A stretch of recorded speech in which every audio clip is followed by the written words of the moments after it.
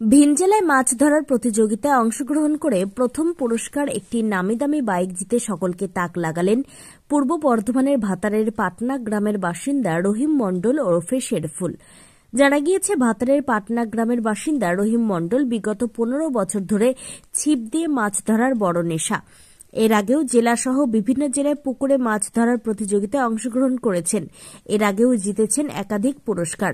তবে দক্ষিণ 24 পরগনা জেলার বারুইপুর এলাকায় মাছ শিকার করার প্রতিযোগিতায় প্রায় 7.5 কেজি ওজনের কাতলা মাছ ধরে প্রথম পুরস্কারের মালিক হলেন শেরফুল। জানা গিয়েছে, এই প্রতিযোগিতায় প্রবেশ মূল্য ছিল 10,000 টাকা। 120 জন প্রতিযোগী এই মাছ ধরার প্রতিযোগিতায় অংশগ্রহণ করেন। গত 16 নভেম্বর ধাপে ধাপে 6 দিন ধরে চলে এই প্রতিযোগিতার প্রথম দিন ভাতারের পাটনা গ্রাম থেকে রহিম মণ্ডল সহ বেশ কয়েকজন বারুইপুর এলাকায় ওই প্রতিযোগিতায় অংশগ্রহণ করেন। সকাল 7টা নাগাদ প্রতিযোগিতা শুরু হলেও রহিমবাবু ও তার বন্ধু-বান্ধবরা 12টা নাগাদ প্রতিযোগিতায় অংশগ্রহণ করে। বেলা 2:30টা বাজতেই ভাগ্য ফেরে রহিম মণ্ডলের। তার ছিপে উঠে আসে বিশাল আকৃতির কাতলা মাছ, যার ওজন 7 কেজি 460 গ্রাম। প্রতিযোগিতাটি সমাপ্তি হয় 7ই ডিসেম্বর রবিবার। রহিমবাবুর ছিপে উঠে আসা বিশাল আকৃতি কাতলা মাছের কাছে অন্য প্রতিযোগীদের ছিপে ওঠা মাছের ওজন গা ঘেঁষতে পারেনি। আয়োজকরা রহিমবাবুকে প্রতিযোগিতার বিজয়ী হিসেবে প্রথম পুরস্কার নামি দামি বাইকটি তার হাতে তুলে দেন। প্রথম পুরস্কার জেতায় সম্ভবত চরম খুশি রহিমবাবু। তিনি বলেন, প্রতিযোগিতার প্রথম দিনই তার ছিপে ওঠে বিশাল আকৃতির কাতলা মাছ। তখনই ভেবেছিলেন প্রতিযোগিতায় প্রথম পুরস্কার পাবেন। ধাপে ধাপে প্রতিযোগিতার 6টি দিন খুবই নার্ভাস অনুভূতি হচ্ছিল। প্রতি মুহূর্তে আবেগ ধরে রাখা মুশকিল হয়ে পড়েছিল। এক বন্ধুর তার কাছে থেকে সাহস জুগিয়েছিলেন। প্রথম পুরস্কার জিতে সম্ভবত আগামী দিনে বিভিন্ন প্রতিযোগিতায় আরও বেশি উৎসাহিত হবেন বলে জানিয়েছেন রহিমবাবু। প্রথম পুরস্কারের নামিদামি বাইক সহ প্রায় 7.5 কেজি ওজনের মাছ বাড়িতে নিয়ে আসেন। রহিমবাবুর ভাগ্য ফেরানো মাছটি খেতে খুবই সুস্বাদু ছিল বলে জানিয়েছেন তিনি। পূর্ব বর্ধমানের ভাতার থেকে শেখ মিলনের report, crime press Bengal news. মানে 10,000 টাকা টিকিট, 6 দিন টোটাল। এক একদিনে 10,000, এক একদিনে 10,000 টাকা। ঠিক আছে, মানে প্রায় প্রথম দিনই তো মাছ পেয়ে গেছি। কি মনে হচ্ছিল যে আরো কেউ পেয়ে যেতে পারে? হ্যাঁ, একটা বিশাল একটা মানে ছিল, আতঙ্কের মধ্যে ছিল যে প্রথম দিনই আমাদের মাছটা 7 কেজি 460 গ্রাম হয়েছিল। তারপরে আরো বাকি 5 দিন পড়ে আছে, কালকে শেষ দিন ছিল। মানে প্রথম একটা প্রচন্ড উত্তেজনা প্লাস একটা মানে আবেগ কাজ করছিল।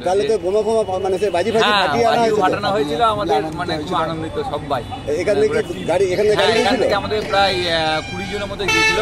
ঠিক আছে, মানে আশা ছিল জিততে পারি, যে পারবো, আমাদের কনফিডেন্স ছিল। যেহেতু প্রথম দিনই আমাদের মাছটা বড় হয়েছে, আমাদের কিনা আর মানে দ্বিতীয় দিন কেউ টপকাতে পারেনি। তাই আমাদের খুব কনফিডেন্স ছিল। আমাদের কাকারও খুব কনফিডেন্স ছিল কাল থেকে যে আমরাই মানে শেষ হাসিটা হাসবো। সব থেকে মনোবল বেশি ছিল। শুরুটা কখন হয়েছিল? 16ই নভেম্বর। আচ্ছা, ওটা কটার সময় আমরা বসেছিলেন? আমরা 7টা টাইম ছিল, কিন্তু আমরা রাস্তার কারণে লেট হয়ে গেছে।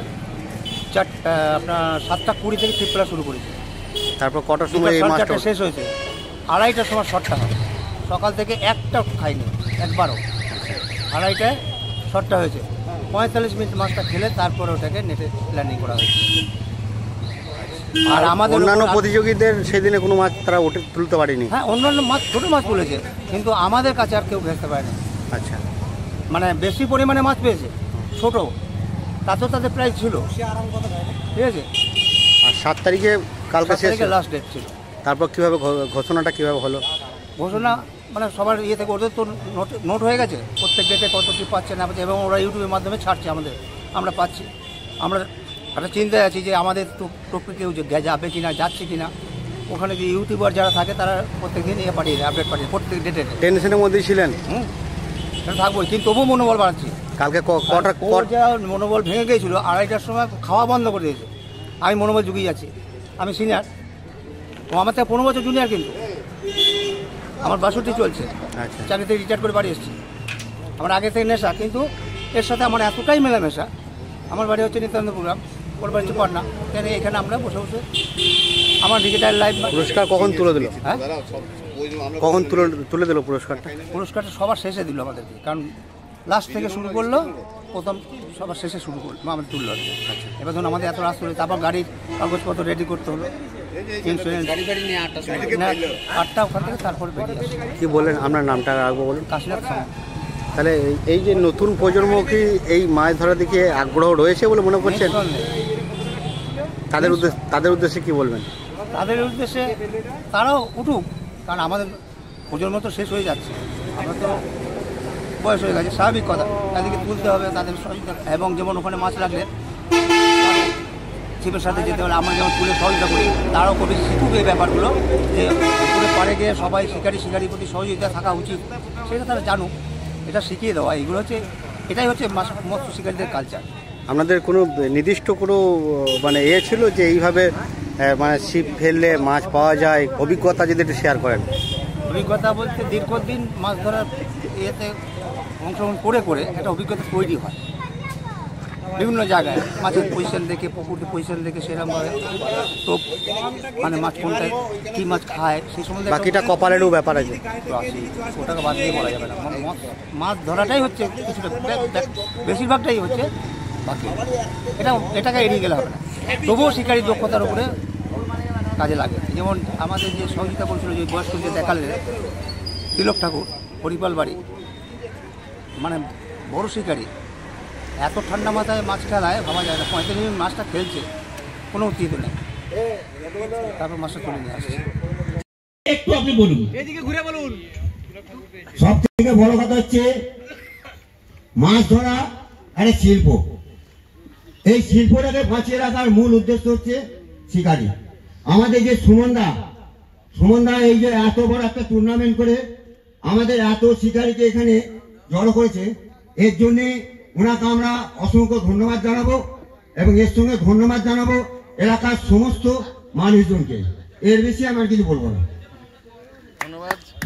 থ্যাংক ইউ দাদা, থ্যাংক ইউ। চাবিটা কোথায়? আপনি চাবিটা হাতে নিন, চাবিটা আপনি গাড়ির সামনে চলে যান, আপনার জিনিস আপনি দায়িত্ব নিন।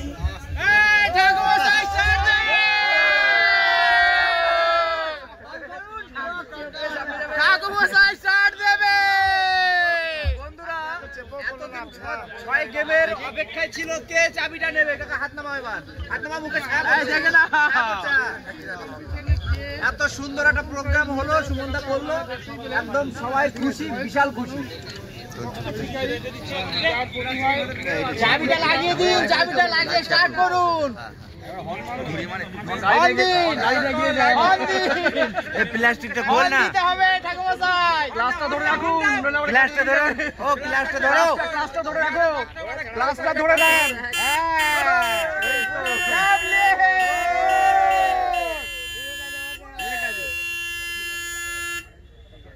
ধন্যবাদ, ধন্যবাদ, অসংখ্য ধন্যবাদ সুমনদাকে, অসংখ্য ধন্যবাদ।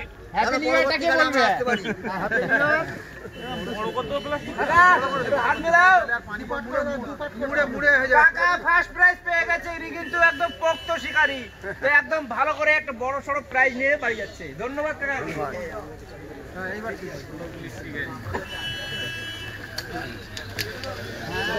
কাকা এখন বাড়ি যাওয়ার ধরো তোমরা।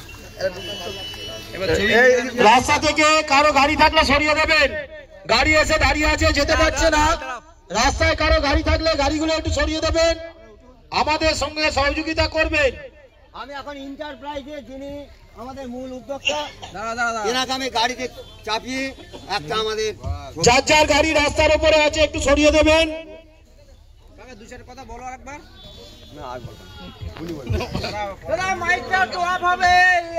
আমাদের মধ্যে উপস্থিত হয়েছেন আমাদের প্রধান অতিথি, বিশেষ অতিথি জয়দেব হাতি।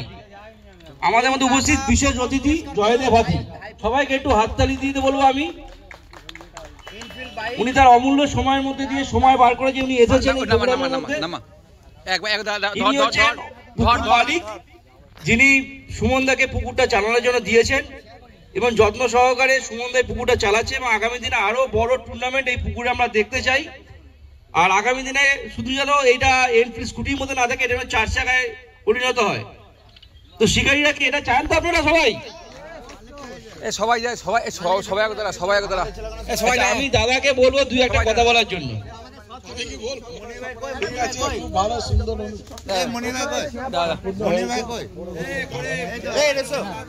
এটাই সবচাইতে বড়। একটা লাইভ একটা ছবি করে দিও না, এই লাইভটাকে এইভাবেই ধরবে। হ্যাঁ ভালো লাগে পাড়ারও। এ মনি যা ওট ওট ওট ওট এবার ওট। ভালো লাগে এর থেকে আরো বড় প্রোগ্রাম হলে আরো ভালো লাগে। ওই যেমন বলছিল যে 4 টাকা আমরা দেখতে চাই।